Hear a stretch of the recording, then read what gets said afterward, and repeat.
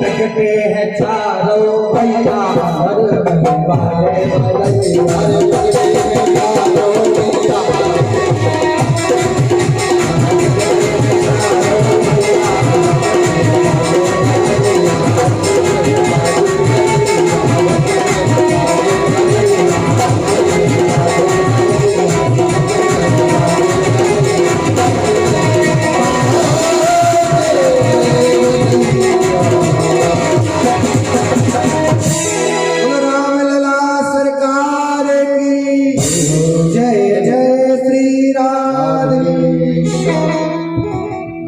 भगवान राम जी की कथा आप सब जानते हैं।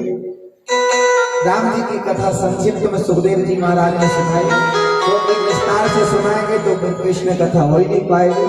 इसलिए हम सब श्री राम जी के चरणारविंदों में बारंबार प्रणाम करते हैं और चलते हैं परम पावन भगवान श्री कृष्ण के वंशमय। बोलो श्री राम राजा सरकार की जय।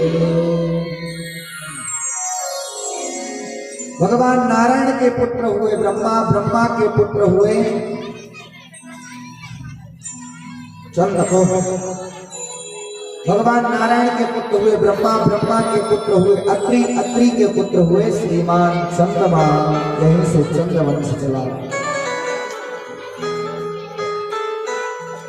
चंद्रवंश में बड़े बड़े प्रतापी राजा हुए। चंद्रमा के पुत्र बुद्ध हुए, बुद्ध के पुत्र पुरुरवा हुए, जिनका विवाह स्वर्गलोक की अप्सरा उर्वशी के साथ हुआ, जिनसे यति याति संयाति,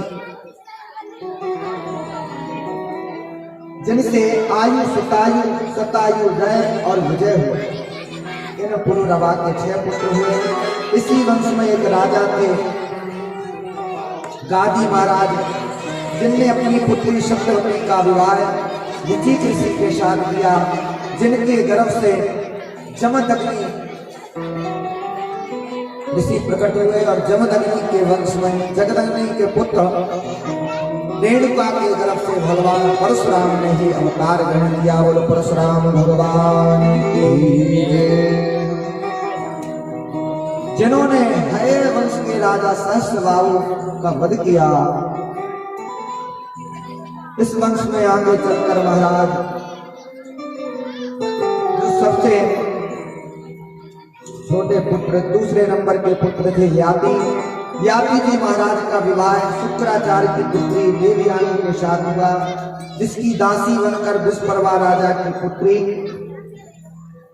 शर्मिष्ठा आई। देवयानी के गर्भ से यदु और दुर्वसु नाम के दो पुत्र उत्पन्न हुए और शर्मिष्ठा के गर्भ से दोहू चानु और ध्रुव।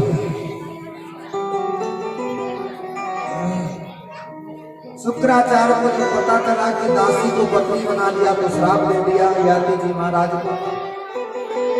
तो इनके बेटा इतने बुढ़ापा आ जाए तब शुक्राचार्य ने उपाय बताया कि यदि तुम्हारा बेटा अपनी जवानी दे दे और बुढ़ापा ले ले, तो गुरु जो सबसे छोटे थे उन्होंने अपने पिता को अपनी जवानी दी और बुढ़ापा को स्वीकारा। इन्हीं यदु जी महाराज के वंश में भगवान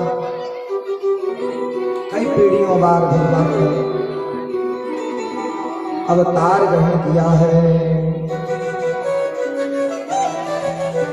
इन्हीं में पूर्ववंश चला।